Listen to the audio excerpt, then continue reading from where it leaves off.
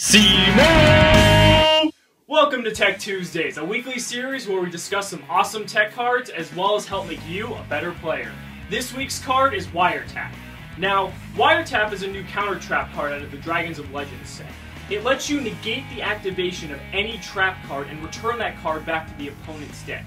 The most immediate benefit of this card is if you can negate the activation of a trap that forces your opponent to pay life points as a cost. So the biggest example here is Solemn Warning. Solemn Warning, they have to pay 2,000 life points just to negate the activation of one card. And so if you chain Wiretap to Solemn Warning, not only does it negate it because it's spell speed 3, but it sends that card back to the opponent's deck. And the reason that's so good is because they might not have enough life points later on in the duel if they redraw that card, so they might just draw a dead card rather than them being able to reactivate it. But besides Solemn Warning, there are also other trap cards that your opponent has to pay life points to activate. Soul Drain, Mind Drain, Skill Drain, all of these cards have a life point cost, and so if you return them to the deck, they're going to have to pay to reactivate them. And not to mention, with Soul Drain's limited. So if you send that back to the deck, there's a good chance you might not see that again for the rest of the duel.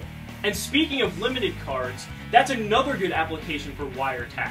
Like I mentioned before, Soul Drain, if you return that card back to the deck, there's a good chance you won't see it for the rest of the game. But the other limited trap cards like Bottomless Trap Hole, Torrential Tribute, Macrocosmos, all of these cards that are limited at 1, if you send them back to the deck, you're probably not going to see them for the rest of the duel. Sure, it's not as good as sending it to the graveyard, but for not having to pay any life points compared to 7 Tools of the Bandit, where you have to pay 1,000, that's a huge benefit. And not to mention, that's another 1,000 life points you could spend on Soul Charge.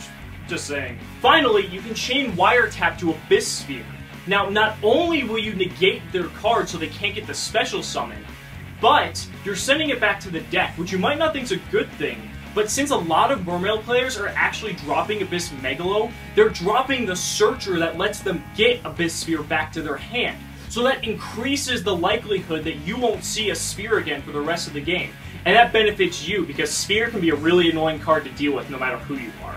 Let me know in the comments what you guys think about Wiretap and how we can use this card in other awesome ways. I'm sure there's plenty of other things I didn't even think about, so go ahead, let me know. Thank you guys so much for watching the video. We'll see you next week.